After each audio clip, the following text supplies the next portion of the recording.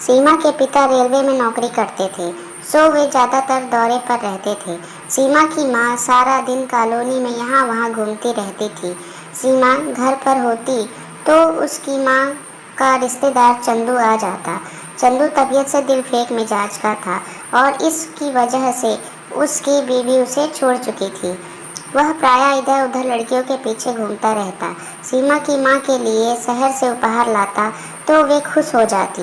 एक दिन वह सीमा को शहर घुमाने के बहाने ले गया और उसे बहला फुसलाकर उससे संबंध बना लिए।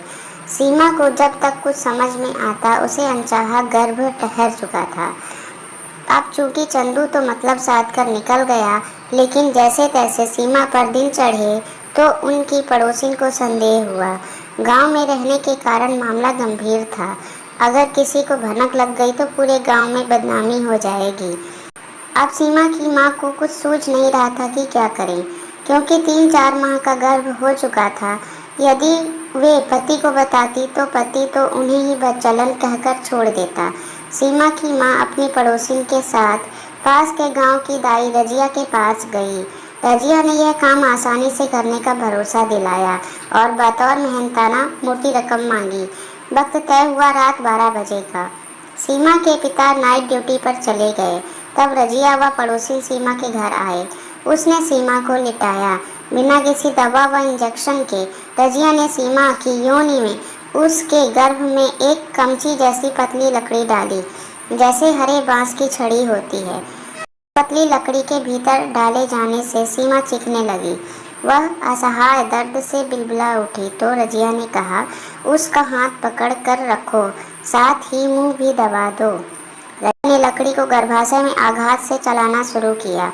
वह उसकी माँ व पड़ोसी ने सीमा के हाथ कसकर पकड़े रखे और मुंह भी कपड़े से बांध दिया ताकि वह चीख न सके। लकड़ी के तेज आघात से सीमा का गर्भाशय छत बिछत हो गया और जब ब्लीडिंग होने लगी तो सीमा की माँ घबरा गई। रजिया बोली, गर्भ गिर गया है, सुबह तक होश आ जाएगा। वह पैसे लेकर चली गई, लेकिन न तो ब्लीडिंग रुकी और न ही सीमा को होश आया। वह असहनीय पीड़ा से तड़पकर प्राण गंवा चुकी थी। सीमा की माँ को सुबह पता चला कि सीमा का प्राणांत हो चुका है। कमरा सीमा के खून से भर चुका था। पुलिस ने जांच की तो रजिया की करतूत पता चली। सीमा की माँ की रंगमिजाजी उसकी बेटी को लील गई।